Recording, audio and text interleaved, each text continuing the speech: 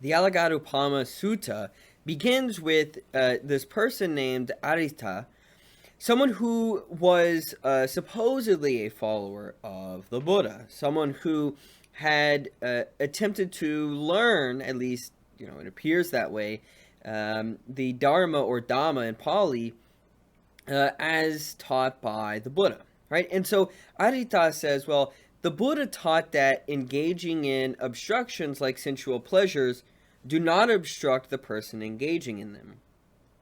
This might seem absurd, right? I mean, what the Buddha taught was, of course, that if one has desire, then this brings on suffering, right? And one of the causes of desire is sensual pleasures. So, what in the world is Arita, getting this from? Where is Arita thinking that the Buddha said that, basically one can engage in sensual pleasures without desire of sensual pleasures? As if we can, actually take, pleasure in all the joys of life and eat lots of food, maybe become a little gluttonous, but actually we won't be gluttonous, or like, we can have drinks or have lots of sex or watch lots of movies, do a lot of stuff on TikTok, whatever, right? As long as we don't actually desire them, then, as long as we don't desire to do all those things, then, we won't suffer, right? This seems absurd. And the Buddha himself says in response to Arita, you fool, basically, right? I never taught this. I taught that sensual pleasures provide little gratification and much more suffering and despair, and that the danger in them is more. That one of the causes of course, desire stems from sensual pleasures, our attachment to then sensual pleasures, and vice versa, right? And this idea then that you can engage in them and basically live the same life, but you just won't desire those things, they're traps, right? And in a way, that what Arita has done is flipped the Buddha's teaching on its head. He's tried to basically take, okay, what did the Buddha say was true? I kind of don't like it. I'd have to change my lifestyle a little bit, so how can I basically try to do what the Buddha has taught, but not have to change my life, right? Get all the same kind of gratification that I basically desire, right? But Adita doesn't see it that way, right? Now, this is one of the problems of perhaps taking the Buddha's teachings and twisting them and not realizing when they're appropriate and when they're not, and in what way he meant them and in what ways he did not mean them.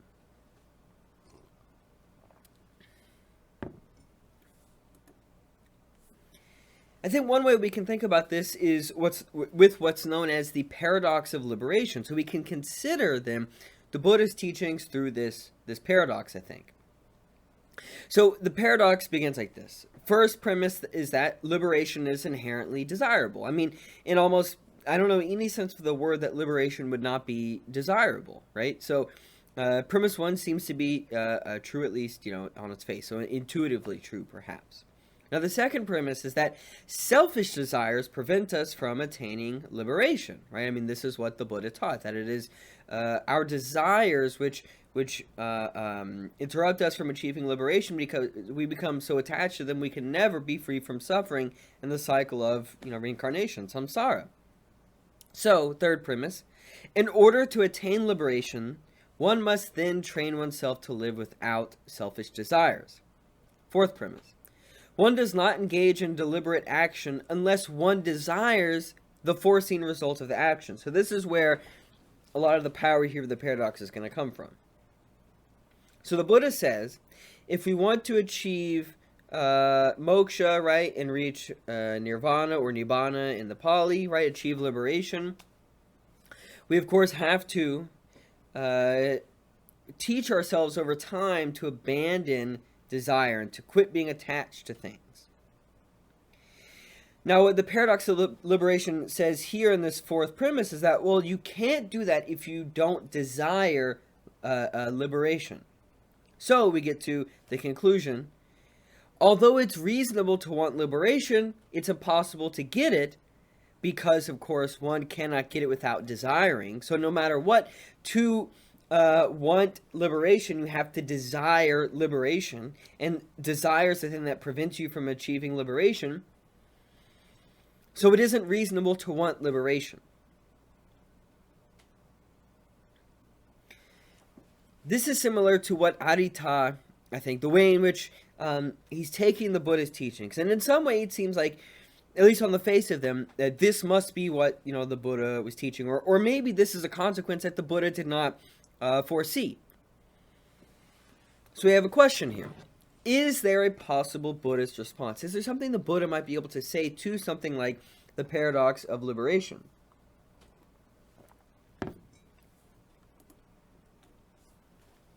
We can begin to see how the Buddha might respond to something like the paradox of liberation, or Arita's twisting of the Buddha's teachings in the wrong way. So here we first get this with the simile of the snake. So misguided persons learn the teachings of the Buddha only to criticize others and win debates. And there's a similar tradition of this in like ancient Greek philosophy. These people were known as sophists. We can think of them as like lawyers, people who only really desire to use reason, or they only really are interested in truth insofar as they can manipulate it to increase their fame and honor among others, right? And maybe to make money and other things like that. Now, when people take truth and they manipulate it in this way, they end up actually increasing their suffering. And an example of this occurs with the simile of the snake here as taught by the Buddha. So the Buddha says, suppose a man needing a snake, seeing a snake, and wandering in search of a snake, saw a large snake and grasped its coils or its tail. It would turn back on him and bite his hand or his arm or one of his limbs, and because of that he would come to death or deadly suffering. Why is that? Because of his wrong grasp of the snake. So too, here, some misguided men learn the Dhamma. And why is that? Because of the wrong grasp of those teachings. So some people might think, to grab a snake, I just need to grab its neck, that's all, right? It doesn't matter. As long as I grab its neck, it's all good, it can't hurt me. Well, if that's what they think, that it's so simple and easy, and all they really care about is just grabbing the snake, they might not think, wait a second, is there a certain way in which I need to approach the snake? Is there a way in which my thumb maybe needs to press on the back of its neck and I can't just grab its neck in any way? Similarly, someone might listen to what the Buddha is saying and say, yeah, I want to achieve liberation, but I don't really want to change my lifestyle. I enjoy my lifestyle. Is there some way I can kind of, keep my lifestyle and also like be a Buddhist? I think some of this we can see in maybe some of the capitalistic, like self-help guru, commodified Buddhist, meditations or other things like that, right, that we find in the West, where people have basically commodified teachings in the East in order to make money, right? And then, of course, wealthy people think, oh, look, I'm doing good in my life. I'm practicing yoga and all these other things, right? And they're really just doing it because maybe it makes them feel better, maybe it increases their prestige, or other things like that, right? And they're not really living the way, life the way that those traditions, like the Buddha, taught. So it is only those, then, who seek the truth for the sake of the truth that can achieve moksha. It is only those who actually have a concern for a truth without the consequences, of being able to be happy or other things like that, right? And so the Buddha says then, suppose a man needing a snake, seeking a snake, wandering in search of a snake, saw a large snake and caught it rightly with a cleft stick, and having done so, grasped it rightly by the neck, right? So it uses a stick first to then position it perhaps to then where it can grab it by the neck. Then although the snake might wrap its coils around his hand or his arm or his limbs, still he would not come to death or deadly suffering because of that. And why is that then? Because of his right grasp of the snake. So too here, some clansmen learn the Dhamma. And why is that? Because of the right grasp of those teachings. Let's look at another one here, the simile of the raft. Now, one who then becomes attached to truth also suffers, and this might seem a bit absurd. And this goes back, I think we can think about again the paradox of liberation. One who desires liberation cannot achieve liberation. The Buddhist would accept that, but that doesn't mean it's unreasonable to pursue, we might want to say, liberation. How do we go about it? What is it that is taught by the Buddha then that we should realize? And when do we go wrong in thinking that, oh, I just need to do what, the Buddha says, and if I just do what the Buddha says, everything will be okay? Right? Again, that's a kind of shortcut to, an attempted shortcut to liberation. So here with the simile of the raft, the Buddha says bhikkhus, and bhikkhus are kind of certain followers of the Buddha. Suppose a man in the course of a journey saw a great expanse of water, whose near shore was dangerous and fearful, and whose further shore was safe and free from fear. But there was no ferry boat or bridge for going to the far shore. Then he thought, there is this great expanse of water, whose near shore is dangerous and fearful, and whose further shore is safe and free from fear. But there is no ferry boat or bridge for going to the far shore. Suppose I collect grass, twigs, branches, and leaves, and bind them together into a raft, and supported by the raft and making an effort with my hands and feet, I got safely across to the far shore. And then the man collected grass, twigs, branches, and leaves, and then he, actually did it, bound them together into a raft, and supported by the raft and making an effort with his hands and feet, he got safely across to the far shore. Then, when he had got across and had arrived at the far shore, he might think thus: this raft has been very helpful to me. Since supported by it and making an effort with my hands and feet, I got safely across to the far shore.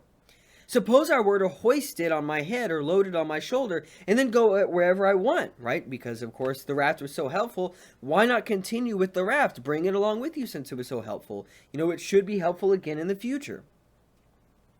Now, bhikkhus, the Buddha says, what do you think? By doing so, would that man be doing what should be done with that raft? I think the answer is clearly no, right? The man here is misunderstanding the purpose of the raft and thinking, hey, I got this thing that helped me in this one instance. I'm going to keep using it over and over. In a way, the man becomes attached to the raft and the usefulness and the pleasure that is brought by the use of the raft. What that man should realize is that you have to let it go. It was useful, and then you let it go. Right? Certain things serve a certain purpose. Certain things are contextual. Even that which is taught by the Buddha serves a certain purpose. In certain ways, it's contextual. It is not something to be become attached to always lean on it as if it's always going to save you and it's always going to show you the way. In so doing, you become attached to it yourself, and when sometimes you attempt to follow through with what is taught in certain circumstances, it won't give you the conclusion that you thought you would achieve with it. And in that way, of course, you continue suffering. So even then, again, one who becomes attached to truth, they can also suffer. So what the Buddha is saying then is when one actually knows the teachings, when one has truly mastered the Dhamma, one should abandon them. This again seems almost paradoxical.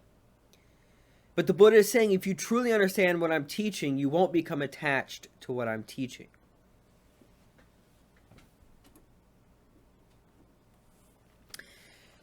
So we can continue by looking at the Kulamalunkiya Sutta and this conversation between Malunkyaputta and the Buddha. So Malunkyaputta is concerned that the Buddha basically did not declare anything about a series of speculative views. And these views were the world is eternal, the world is not eternal, the world is finite, the world is infinite, the soul is the same as the body, the soul is one thing and the body another. After death, a Tathagata exists, so we can just think of this as, again, a person, someone with personhood. After death, a Tathagata does not exist. After death, a Tathagata both exists and does not exist. And after death, a Tathagata neither exists nor does not exist. And these might seem like really important questions one would want to pursue, right, if they're following the Buddha. Does the Buddha know whether the world is eternal or not, right? This might, we might think that this really matters insofar as we want to follow the Buddha. And this is exactly what Malunkyaputta came to the Buddha with these concerns, saying, look, if you can't tell me what these are, I'm not going to follow you anymore, right? You don't know the truth to these questions. So the question we're faced with is, does it make sense to base one's adherence to the Dhamma according to whether these views are articulated by the Buddha or not? Does it make sense to say, look, if the Buddha doesn't answer these questions, if he doesn't continue our growth of knowledge about the world, and it's useless, I'm not going to follow these teachings. Does that make sense? Well, again, the Buddha responds here and says, suppose a man were wounded by an arrow thickly smeared with poison, and his friends and companions, his kinsmen and relatives, brought a surgeon to treat him. The man would say, I will not let the surgeon pull out this arrow until I know whether the man who wounded me was a noble or a Brahmin or a merchant or a worker. And he would say, I will not let the surgeon pull out this arrow until I know the name and clan of the man who wounded me, until I know whether the man who wounded me was tall or short or of middle height, or until I know whether the bow that wounded me was a long bow or a crossbow, or until I know what kind of arrowhead it was that wounded me, and so on, right? Just continuing indefinitely, these series of questions. If you were shot by an arrow in the woods by someone else, right? And someone comes to you and says, hey, I can help you real quick. I can keep you from suffering. Would it make sense to say, nah, I don't want you to help me until you give me certain answers, right, about this situation that has occurred. Until I know the truth about certain things, I don't want your help. I don't want to be relieved of suffering.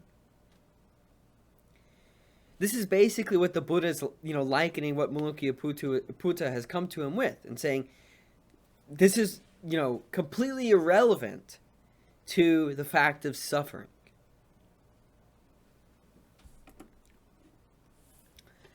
So all these questions, the Buddha says, would remain unanswered with the dying man, because he simply said, I need to know the truth. He was so concerned with the truth, desired the truth so much, he ended up forfeiting his chance to be saved from being shot by the arrow. So the Buddha says the same thing to Mulukya. You care so much about these speculative answers. You don't realize that your desire to have these answers merely brings you suffering. It causes pain. So waiting on the Buddha to answer, provide him with an articulation of these speculative views, right? They don't help Mulukya, and they don't help others that might have certain, questions about, well, am I really going to be able to achieve, reach nirvana if I follow what the Buddha says? And the Buddha's going to say, yes, and the person says, okay, well, can you give me a defense of that right now? And the Buddha's going to, think, okay, how best can I help this person, achieve liberation from suffering? Is the best thing to continue answering your questions? Right? It would seem like, well, maybe if I answer the question, I bring this person pleasure. Maybe in the moment, I might actually, cease their anxiety. But the Buddha, of course, looking at this deeper, thinks, okay, maybe I answer your question, but it seems like you are really concerned with these questions, and it's likely then you're going to come to me with another question that you think really needs to be settled before you can, pursue liberation from samsara. So the Buddha realizes all I'm doing is basically aiding an addict, and it might in the short term bring them relief, but in the long term it's just going to continue and increase their suffering. So the best thing to do is try to get them to stop questioning altogether. Right? So the Buddha says, why have I left that undeclared? Because it is unbeneficial. It does not belong to the fundamentals of the holy life. It does not lead to disenchantment, to dispassion, to cessation, to peace, to direct knowledge, to enlightenment, to nibbana. And that is why I have left it undeclared. So it is not that the Buddha doesn't know. I mean, maybe the Buddha really doesn't know, right? But I mean, we might think, well, if the Buddha is an enlightened one, perhaps they do know. Or perhaps what it means to be enlightened is that it's irrelevant, right? There's no practical benefit. There's nothing that aids in achieving, a life free from suffering in trying to answer those questions. And again, that goes back to an attachment to the truth gone too far, right? This goes back to the Buddha's middle way. It's saying, look, even in following, the Eightfold Path and so on, you can actually take it to an extreme. And by following the Eightfold Path, you can cause more suffering.